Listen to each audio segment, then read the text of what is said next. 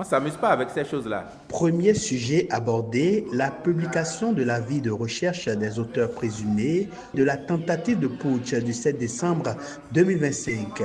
La question des infrastructures routières dans les communes de Semekodji et d'Avrancourt préoccupe.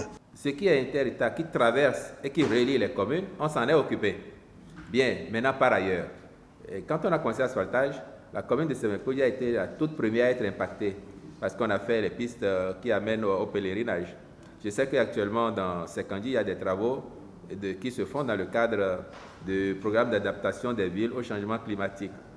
Avrancourt devrait pouvoir venir parmi les communes à prioriser. Vous ne devriez pas avoir de doute là-dessus. Et donc, si le chef de l'État n'a pas pu faire autant qu'il aurait aimé faire pour Avrancourt, moi, je n'ai pas de doute que dans les années à venir, Avrancourt, comme les autres communes du pays, aura davantage des réalisations. Sur les réseaux sociaux, en cours de semaine, il y a eu des alertes sur des avions qui survoleraient Cotonou et ses environs. Rien de tel n'a été, a assuré le porte-parole du gouvernement. Wilfried Léon Ngoubedji dénonce les manœuvres d'officine préposées à l'Intos. Quand je vous ai souvent dit qu'il y a des gens qui sont payés pour travailler à la déstabilisation du pays, entretenir la psychose, faire que les populations aient peur, se demandent il va se passer quoi. Parfois, vous n'avez pas cru. Pourquoi des ministres intérimaires?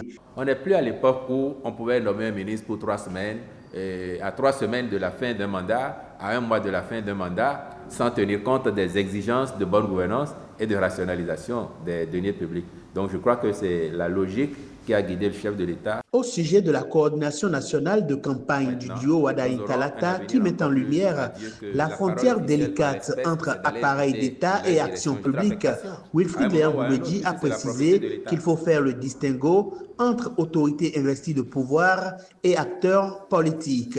La baisse de certains coûts au niveau des GSM, les immeubles libérés par l'administration publique et la mise en place du Sénat sont d'autres points au menu de la rencontre de Porto Novo.